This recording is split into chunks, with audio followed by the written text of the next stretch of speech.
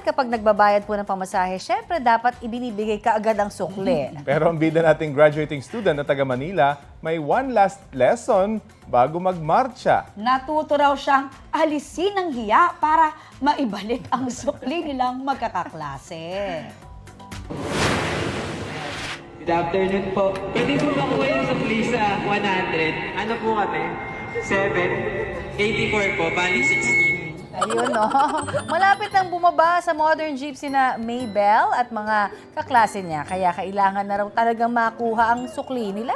Kaya ang kaibigan si Arvin naglakas loob na para mapansin ng manong doktor.